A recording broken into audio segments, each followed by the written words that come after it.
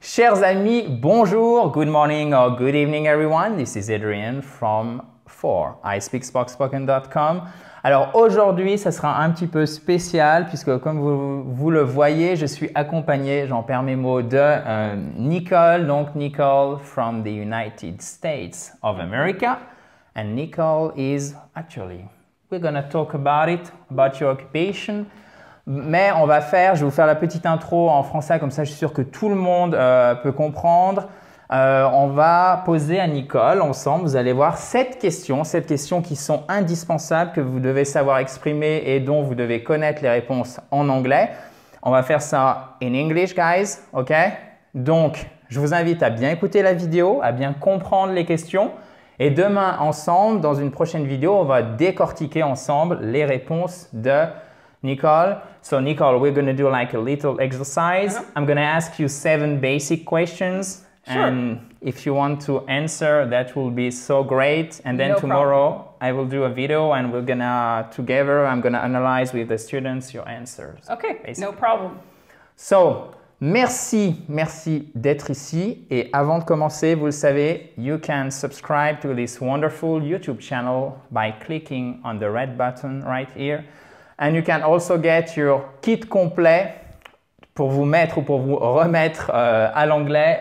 C'est juste ici sur le i en haut à droite si vous êtes sur YouTube et si vous êtes sur Facebook, c'est right above my head, juste au-dessus de ma tête. So, thank you very much, Nicole. But, I mean, this is a kind of awkward question now. What is your name? I mean, your first name and maybe your family name. My first name is Della. Della. My second name is Nicole. Okay. So, Della Nicole. My last name is Lafleur Saint Mary. Okay, can you write it for us? Yes. Because I think this is French. She has a French family name. That's pretty classy. Della. Okay. Nicole. Lafleur. That's kind of cool, I think. Saint Mary. C'est ça. Okay, very nice. Perfect, but I think when you learn how to write, it's not the easiest family name. No. In my opinion. Okay, so I think you got the question. What is your name? My name is? My name is Della Nicole Lafleur Saint Mary, or Nikki. Nikki, okay, I think that's kind of easier. Yes. Okay, second question. Et vous devez la retenir, celle-ci, elle est importante. Where do you come from, Nicole? I come from the United States, but I was born in Nevada. Okay. I am now in New Mexico. New Mexico is right next to Texas. Okay. A lot of people know Texas, so. Yeah. So if I have Mexico. Yeah. So Mexico, Texas. Okay. And then New Mexico is just up. Yeah, it's they share a border, so we're very close. Yeah. So guys, you have and Arizona. Sorry. No worries, that's fine. Guys, you have to pay attention because it's a trick. I mean, not a trick, but a trap actually.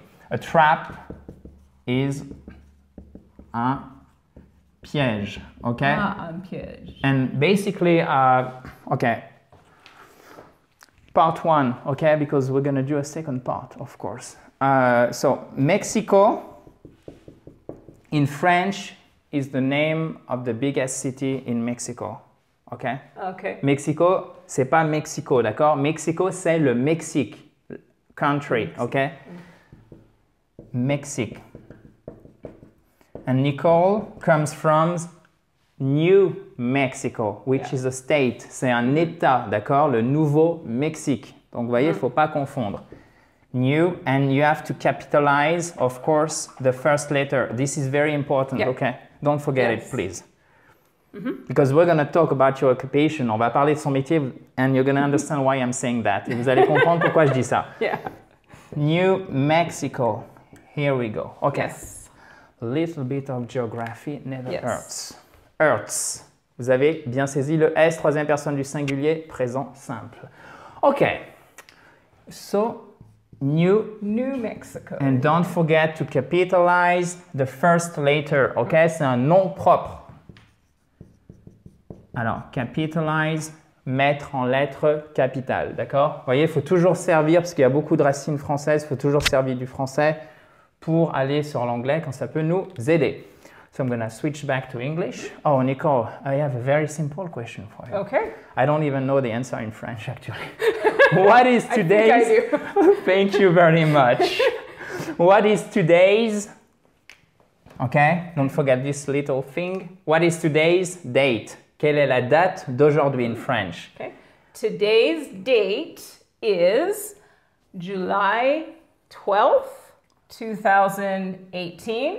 Okay. And it is, I don't know the day. Thursday? Thursday, I think it's Thursday. I'm sure it's Thursday because on Sunday we're going to win the World Cup. So. Oh, yes, yes. So do you mind writing for us the answer right here? Oh, sure. So this is the third sentence. Sure. Okay. Today Perfect. is Thursday. So we say the day first. Thursday, July 12th, Okay. 2018. Okay, perfect. So a few things, guys. Very, very important. You have to capitalize every single day of the week. Yeah. Tous les jours de la semaine, il y a une majuscule en anglais. Il y a beaucoup plus de majuscules en anglais qu'en français, d'accord? July, same stuff, même chose, ok? Pour tous les mois de l'année, you have to capitalize. Il faut mettre une majuscule, ok? Vous voyez ensuite que Nicole, we write in French like that, ok? This is one in French. In English, this is only that. Yeah. Okay. So you have to remember it. Don't forget the comma. Yeah. And then the year. And sometimes, just so you know, sometimes we can make our one like that. Okay. But it's not as common. This is more common. When kids learn, when kids learn in school, they make. Okay, they this make is the academic one. Yes, yes, Okay. like type and yeah. But this one is pretty common. Very common, yes. Okay. Yeah. Thank you very much. Vous voyez, ça c'est le genre, ça c'est du vrai anglais. Ça peut vous paraître être seulement un détail, mais si vous voulez vraiment bien écrire, moi je vous conseille de faire comme ceci et de manière très académique, ça sera plutôt comme ceci. Okay, thank you very much, Nicole. Oh, one question. Are you on vacation? Yes, I am. I am on vacation. I have 2 more days of vacation right now. I have been here in France for about 6.5, so almost 7 days, and I love it.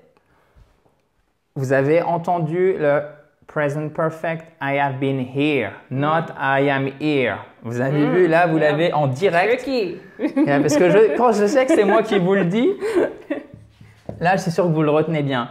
I've been here. Oh, one question, Nicole, for you. Do you say I have been here or I've been here when you talk? Either. Donc, soit l'un, soit l'autre. Forme contractée ou forme non contractée. Yeah. Okay. Yeah. So. It's the same frequency. Okay. Yeah. When you want to write formal English, are you going to say I have or Yes. I've? I have. Okay. Never the contractions. Okay.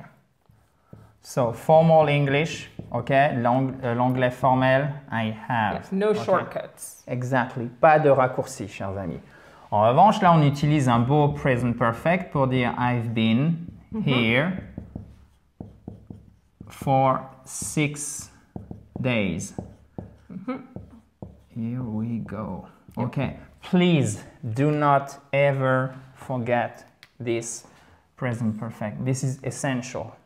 You use it all the time. All the time. So Thank you very much. You're welcome. Oh, well, next question.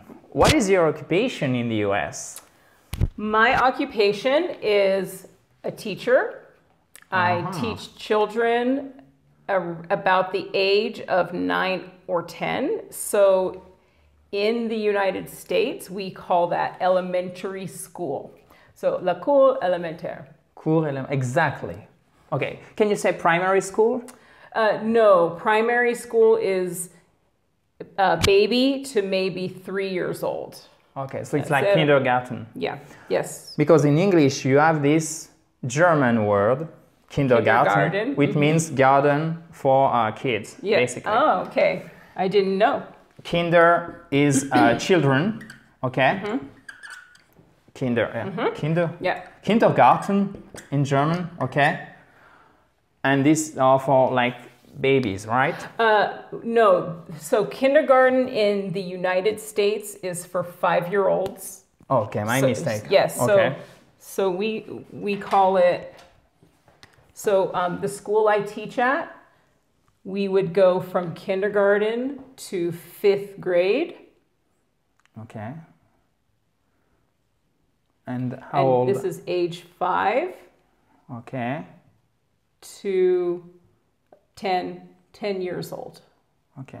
Because in France, we have also like, we don't say kindergarten, we say it in French, jardin d'enfants, but this is like for not babies, but from maybe 2 to like 4. Vous me corrigerez si je me trompe. We would say nursery school. Nursery school. For 0 to 4 years. Okay. It would be nursery school. Okay. I guess primary school is okay, but it's not common. We just say kindergarten. Yeah, because it's the translation of French. Yeah, so yeah.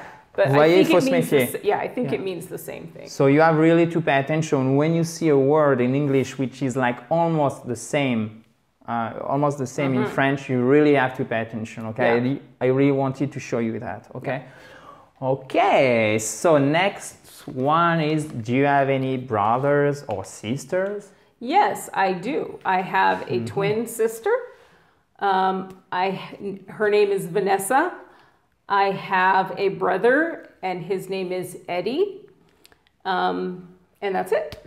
Okay. Yep. Nice. Yes. So guys, twin sister, une jumelle. Okay. Can you write it for us, Nicole? Twin sister. Twin sister, yes. Twin. Donc twin, c'est les jumeaux. Enfin, twins, Sister. les jumeaux. Okay. Twin sister, jumelle. So you can see our English is practical. Vous voyez comme l'anglais est pragmatique. Parce on colle 2 mots qui sont déjà connus, sœur et jumeau, et ça fait jumelle. Vous voyez, on n'a même pas besoin de changer le spelling, l'orthographe. OK?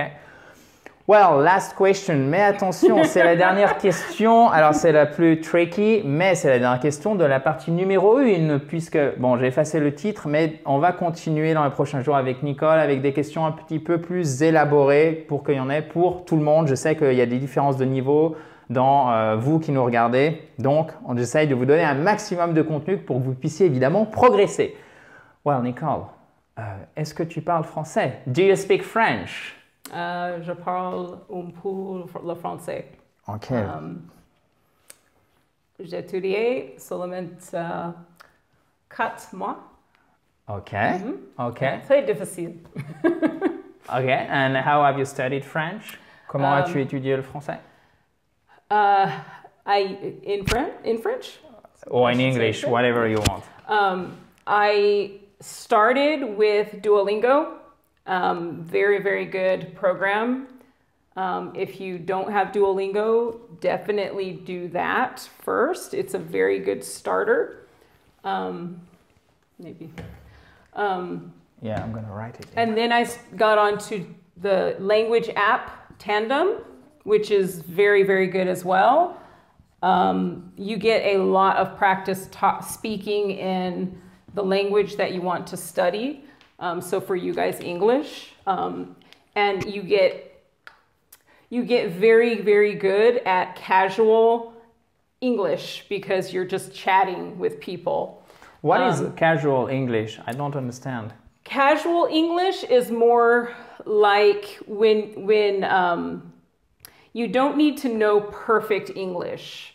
You don't need to know how to speak like you're reading a book.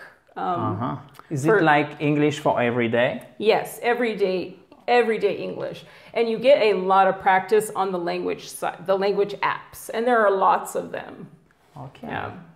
Very nice. Yeah. Perfect. Okay, guys, that's it for today.